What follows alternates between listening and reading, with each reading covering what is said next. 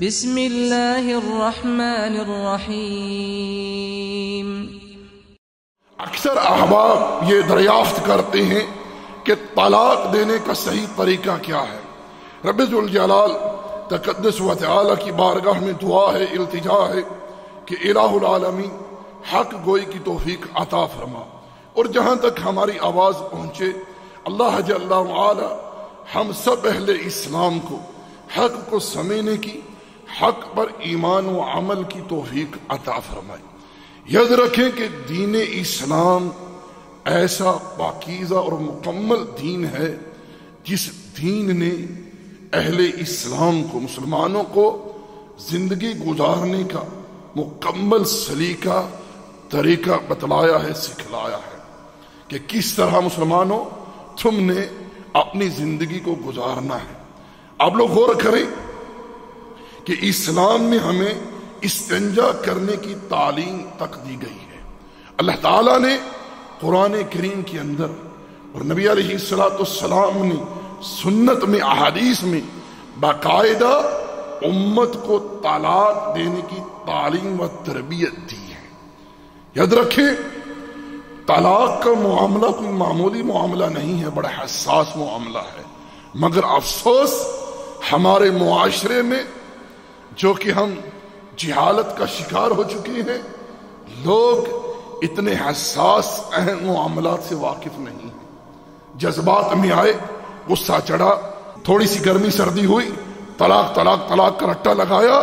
وہ بیوی جو ساری زندگی ساتھ گزار چکی ہوتی ہے، 5-6 بچوں کی ماں بن چکی ہوتی ہے، اسے اٹھا کر گھر سے نکال دیتا ہے۔ پھر جب ملامت کرتا ہے اپنے اوپر، بچے روتے ہیں، ستاتے ہیں، ماں کو لے کر آؤ، تو پھر دوڑتا ادھر ادھر مولویوں کے پاس جاتا ہے فتوے لینے کے لیے۔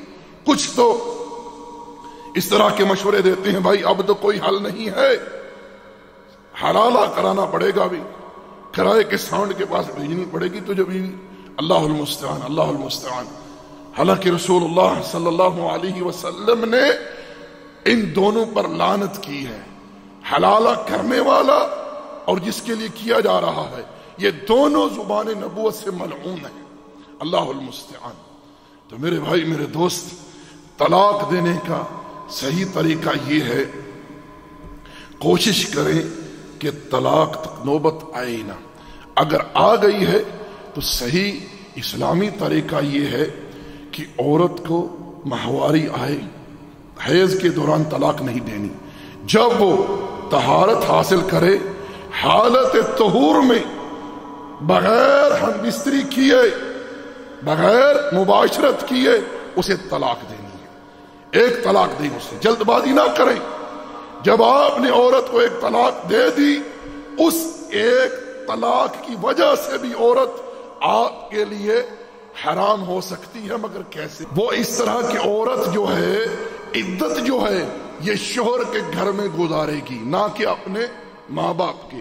شوہر کے گھر میں جو ہے طلاق کے بعد عدت گزارے گی، اور عدت کتنی ہے؟ 3 حیض۔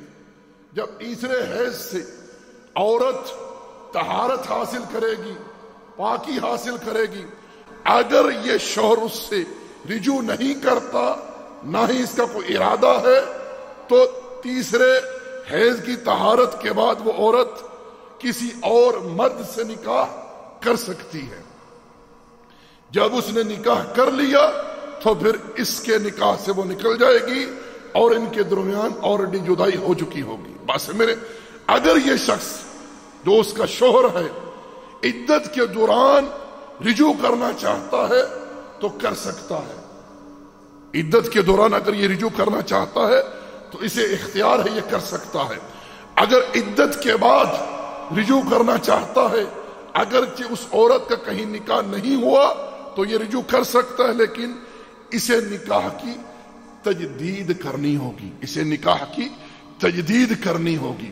تو میرے بھائی، میرے دوست، یہ آسان سا طریقہ ہے طلاق کا کہ طلاق جو ہے وہ حالت طہور میں دی جائے، اور ایک طلاق دی جائے۔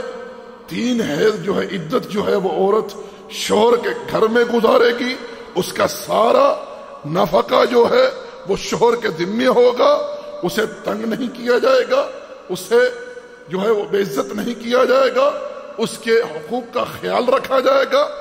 اگر پھر بھی نہیں بن پاتی تو تیسرے حیض کے بعد جب وہ طہارت حاصل کرے گی تو پھر وہ اپنے والدین کے گھر جا سکتی ہے، کسی اور سے نکاح کر سکتی ہے۔ مثال کے طور پر اگر کوئی شخص بیوی سے رجوع کرنا چاہتا ہے، عدت کے دوران یا عدت کے بعد اس نے رجوع کر لیا، اب ایک حق اس کا جا چکا ہے، ایک طلاق ہو چکی ہے، باقی اس کے پاس 2 چانس ہیں۔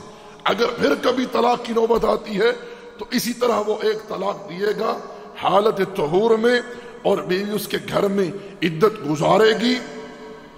3 حیض کے بعد جب وہ طہارت حاصل کرے گی، اگر یہ رجوع نہیں کرتا والدین کے گھر چلی جائے گی، اگر وہ چاہے تو کسی اور سے نکاح کر لے، ان کی جو شادی ہے، نکاح جو ہے وہ ختم ہو جائے گا۔ اب یہاں محتاط ہو جائے کیونکہ یہ اپنے 2 حق جو ہے وہ کھو چکا ہے۔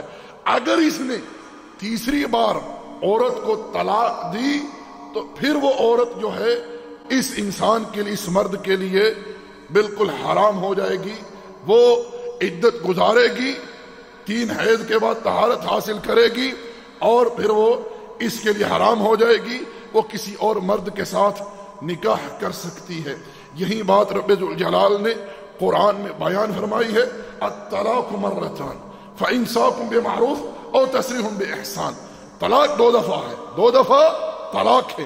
اب تیسری بار جو ہے، اگر تم بسنا چاہتے ہو، رہنا چاہتے ہو تو اچھے طریقے سے رہو، ورنہ احسن انداز سے اسے فارغ کر دو، رخصت کر دو، کیونکہ اب تیرے لیے یہ حق جو ہے وہ ختم ہو چکے ہیں۔ وما علینا الا البلاغ، وصلی اللہ علی نبی محمد وعلی آلہ وصحبہ اجمعین۔